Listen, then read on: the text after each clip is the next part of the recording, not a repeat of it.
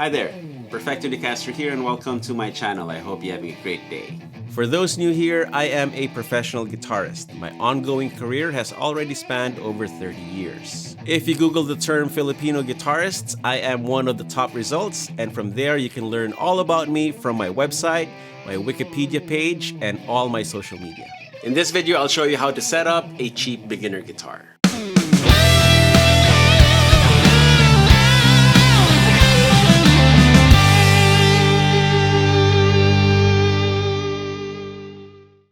The saga of this cheap beginner guitar continues. If you missed the previous video that featured this Glarry GTL electric guitar, here is a quick recap. Glarry Music sent me this guitar that costs only $89.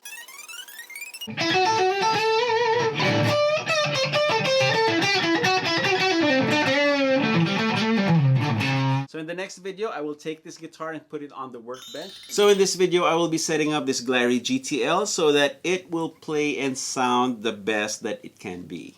And of course, I'll be showing you guys all the steps that I'll be doing during the setup so that you all can follow along. And if at any point you decide that you want your own Glarry GTL guitar, there is a clickable link in the video description. First, the disclaimer. All the setup steps that I will be following and applying to this guitar will not magically transform this into a Fender American Standard Telecaster. Aww. Instead, the goal is to improve on the factory setup and turn this into the best playing and sounding $89 guitar in your household. With that in mind, I will be keeping everything on this guitar stock except for the strings. And throughout this video, I'll also be voicing out my recommendations for those interested in the modification and upgrade route. Okay, here we go. The first thing that we're going to do is to take off the factory strings. In the previous video, as I was tuning and stretching the strings, I actually broke the first string before even playing a single note.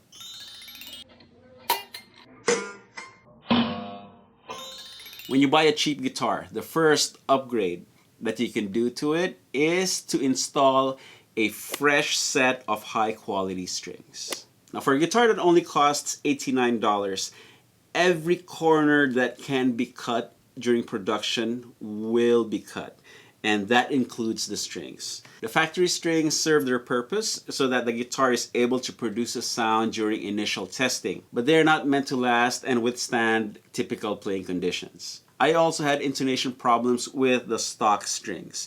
Even though they were tuned perfectly in the open position, when I was fretting certain chords up in the middle of the neck, they were slightly off. So this tells me that either the windings are loose on the wound strings or that the string diameter is no longer consistent. And these inconsistencies cause some of the frets to either play sharp or flat.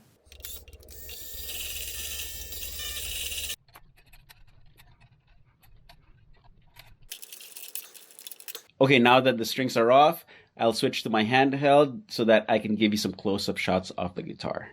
Okay, let's start at the headstock. The neck itself feels like there isn't any finish on it. There's still a lot of rough spots. The nut is roughly cut and it is made of plastic. Now here are the tuners. The posts rattle in their place, as you can hear. So if you're planning to upgrade and modify this Glarry GTL, then better tuners should be on top of the list. Now here is the neck and fretboard. As you can see, it is a maple neck with a maple fretboard. It is not a one-piece neck. Now on some of the frets, I can still see the scuff marks. So I will be polishing these frets a little later on using the Music Nomad Fine Polishing Kit. That way we'll have nice, smooth playing frets. Okay, now here's the Glarry GTL body. They did a nice job laying out the body pattern over the three-piece wood. You get this nice figuring right here at the butt end of the guitar. And from afar, it does look quite striking. Now, even though the finish can stand one more round of buffing to get it shinier, I am not going to do that today. That is a little too much work for the scope of this video. I will, however, start taking out these plastic protective coverings from the pickups and the pickguard.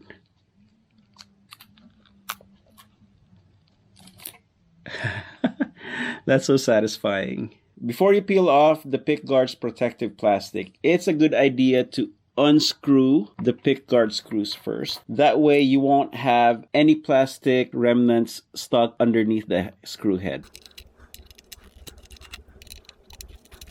Okay, let's see if I can peel this off in one go.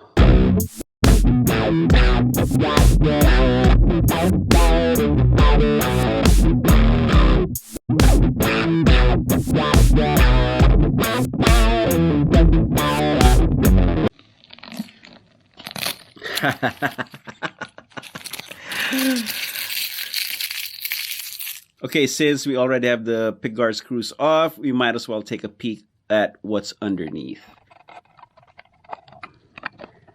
Okay, so that's a humbucker route. So in case later on you want to replace the neck pickup with a humbucker, you are able to do so. And from here you can also see that this is not a plywood body. Here's a close-up of the headstock ding. I'm not going to worry too much about it. I'll just call it character.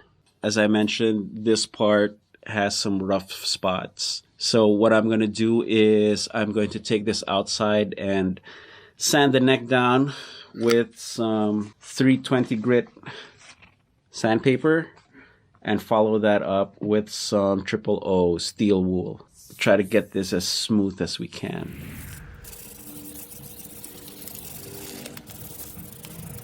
The key here is to sand as light as possible because I don't want to reshape the neck. I just want to smooth it out. And I'm primarily focusing on the back of the neck. I don't really care if the headstock is rough because I'm not playing up there anyway.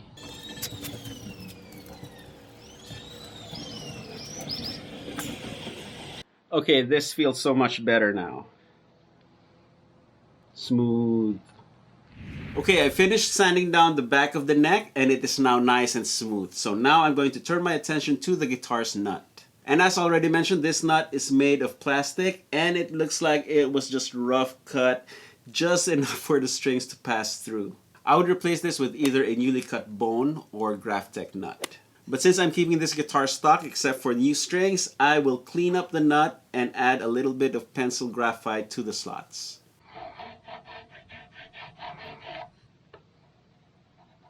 Right now I'm using a piece of string to clean out the slots. This is the easiest way to do it. It's almost like you're flossing the nut.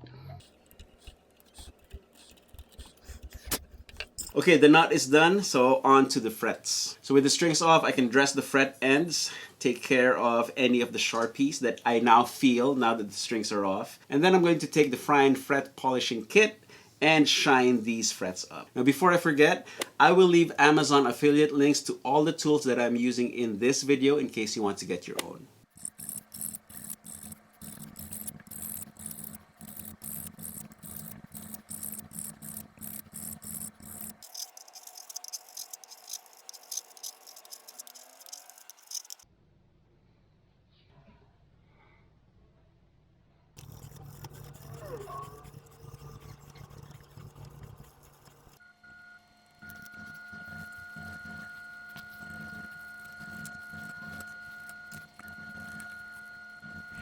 Oh, it's hot. Well, I turned the AC on, so pardon the little bit of background noise, but I don't want to melt while shooting this video. Anyway, I'm done polishing the frets, taking care of the fret ends, sanding the back of the neck. So the only thing left to do now is to make sure everything is tight before we put the strings back on.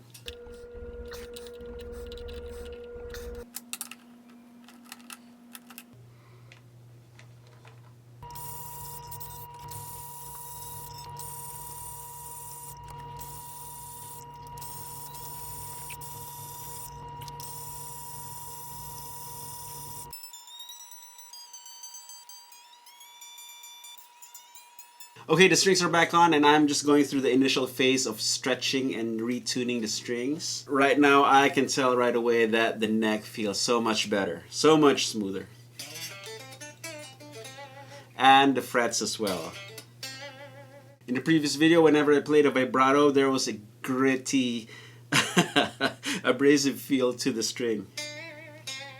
Okay, now that I have the strings on, I'm going to show you a couple of tricks. Okay, so the first trick involves tweaking the neck screws. And the goal of that is to get the neck to butt up right against the guitar body. That way they are coupled together better. And that usually results in a livelier instrument. So what we're going to do is we're going to loosen these top screws just a little bit by a quarter turn. Now we're going to loosen the bottom two screws ever so slightly and listen for a thunk.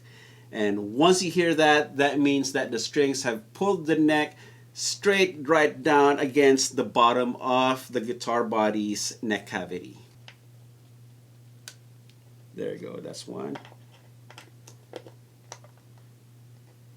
And that's two. Okay, now that that's done, we're going to tighten the screws back in. Now let's retune the guitar. The more out of tune it is, that means the neck shifted a lot. Now this is something that is not obvious on video, but I do this to all my bolt-on guitars, and I do feel that the guitar plays and responds better after doing that adjustment.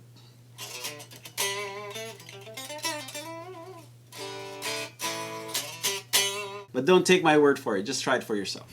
With the new strings, the neck now has slightly more relief, so I'm going to straighten out the truss rod just a little bit.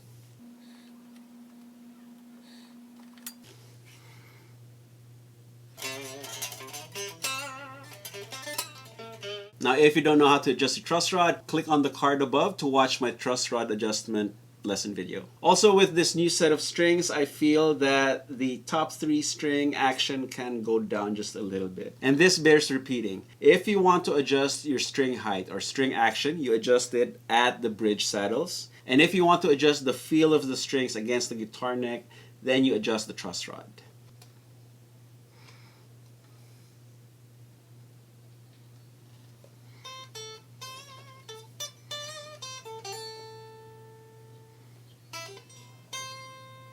Okay, now that the strings are reasonably in tune, I will check the intonation at the 12th fret and adjust if needed. It's a good practice to check and adjust your intonation while the guitar is in playing position. Now to check your intonation, compare the 12th fret harmonic with the fretted note. So right now the fretted note is sharp compared to the 12th fret harmonic. So that means the fretted note sounds higher in pitch than the 12th fret harmonic. And that is confirmed by my tuner as well. So what we're going to do is we're going to use the bridge saddle to tune the open string harmonic. And the way I think about it is, if the harmonic is slower in pitch than the fretted note, then we need to move the saddle back to raise it. And if the harmonic is sharper or higher than the fretted note, we need to move the saddle forward. Now the Glarry GTL does not have compensated bridge saddles. And two strings share the same saddle. So I will do my best to figure out a compromise between the strings. Which leads me to the next upgrade tip that I have for this guitar. You may want to change these to a set of compensated brass saddles. Or better yet, change the thing entirely and get a better bridge.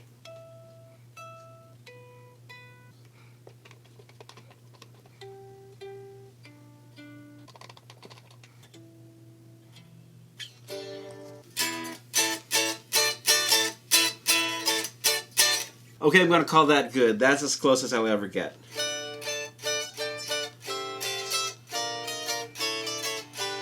If you're still with me, feel free to give this video a thumbs up like, and do hit that subscribe button if you haven't yet. Okay, so I got the Glarry GTL all set up and strung up, and it feels and plays quite nicely. And that is a big factor in making the guitar sound the best it can be, because when it feels great, the player is able to play his best.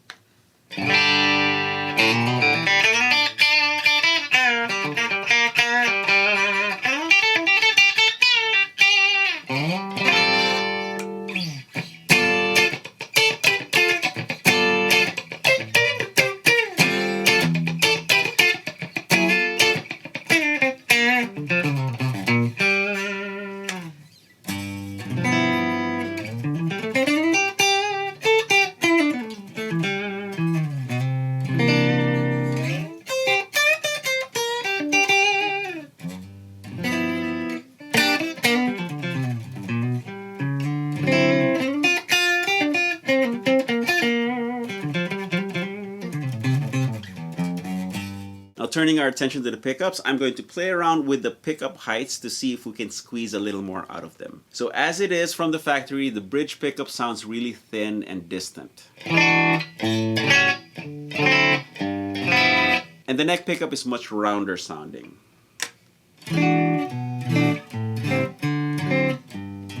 So there's a huge contrast between the pickup positions.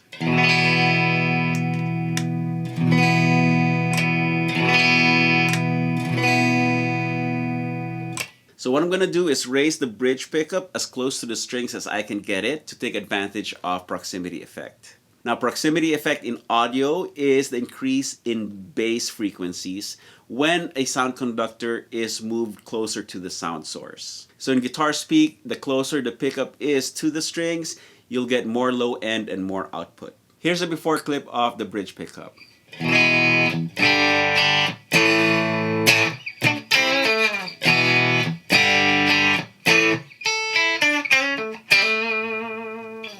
Tweaking time.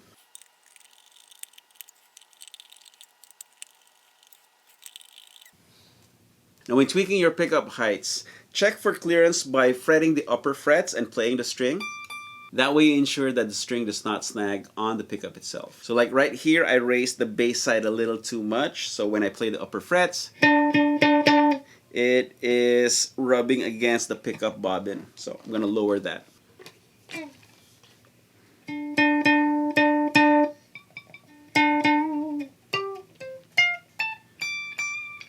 Now here's a clip of the raised bridge pickup.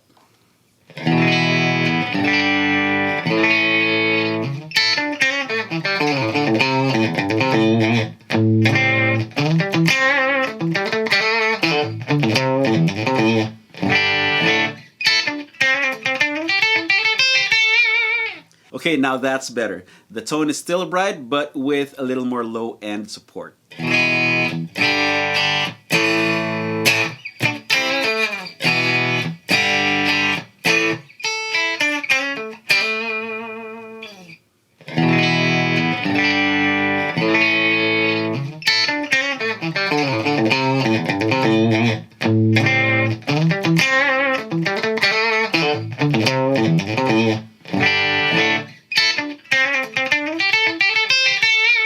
Now let's compare it with the neck pickup. Okay.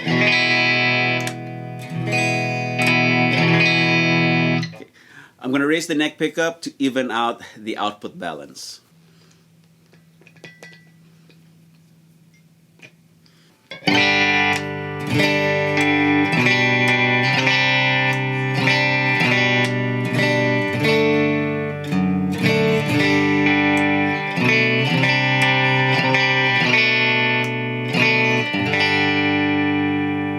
Okay, I'll call that good.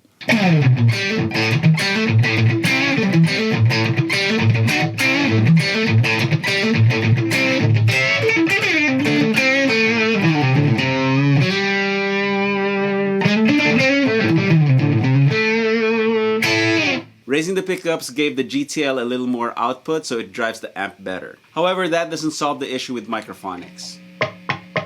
And fixing that is beyond the scope of this video right now. Plus, honestly, I'd rather install a better set of pickups instead of putting in the effort to fix these. So we'll add better pickups and a higher quality wiring harness to our upgrade list.